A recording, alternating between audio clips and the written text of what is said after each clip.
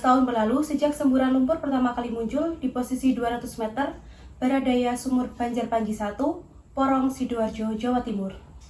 Semburan lumpur panas dari pertambangan milik PT Lapindo Brantas ditetapkan sebagai bencana alam pada bulan September 2009 di sidang paripurna DPR. Semburan lumpur terus-menerus dan menenggelamkan puluhan ribu rumah, sekolah, kantor pemerintahan, masjid, pabrik, serta sawah penduduk. Lumpur Lapindo merupakan salah satu fenomena alam semburan lumpur panas dari bawah permukaan bumi ke atas permukaan bumi. Fenomena ini muncul terjadi di Kabupaten Sidoarjo, Jawa Timur. Sejak terjadi pertama kali pada 29 Mei 2006, semburan lumpur di Sidoarjo disebut lumpur Lapindo dan hingga kini semburan masih terus berlangsung. Ada beberapa faktor yang dikaitkan dengan penyebab terjadinya bencana lumpur Lapindo. Salah satu penyebab utamanya adalah kurangnya pengawasan dan pengelolaan yang tepat terhadap aktivitas pengeboran minyak. Pada saat insiden terjadi, PT Lapindo Brantas sedang melakukan pengeboran minyak yang melibatkan pengeboran ke dalam lapisan batuan yang sangat tebal.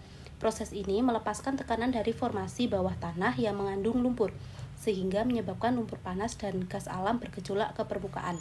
Selain itu, menurut Mazini dan peneliti lainnya, menduga gempa berkekuatan 6,3 skala Richter yang melanda Bantul dan sekitarnya 2 hari sebelum lumpur mulai mengalir menjadi pemicu semburan lumpur Lapindo.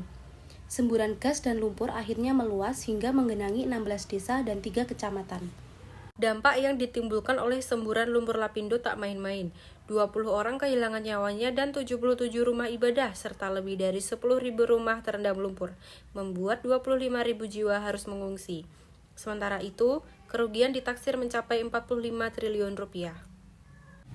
35.480 warga menderita infeksi saluran pernapasan akut atau ISPA akibat tragedi lumpur Lapindo yang terjadi sejak 17 tahun lalu.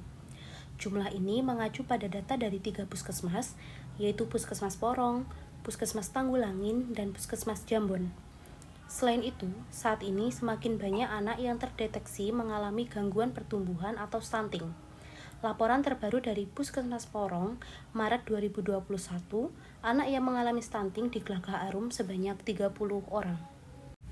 Warga menduga gangguan itu ada kaitannya dengan kondisi lingkungan, khususnya udara dan air yang kian memburuk. Sumber air yang sebelumnya digunakan sebagai pemenuhan kebutuhan sehari-hari warga di sekitar lokasi semburan lumpur Lapindo sampai saat ini tidak dapat digunakan.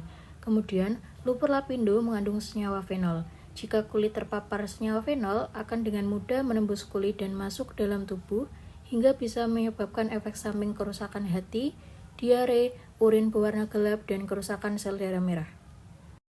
5 langkah pencegahan yang perlu diketahui masyarakat untuk mencegah penyakit akibat lumpur Lapindo yaitu: yang pertama, menjauhi area semburan lumpur Lapindo, kedua, memakai masker, ketiga, mencuci tangan setelah beraktivitas di sekitar lokasi semburan lumpur Lapindo, 4, selalu melakukan perilaku hidup bersih dan sehat, yang kelima, tidak mengkonsumsi air yang tercemar lumpur Lapindo. Sekian berita dari kami, tetap semangat, Salam sehat.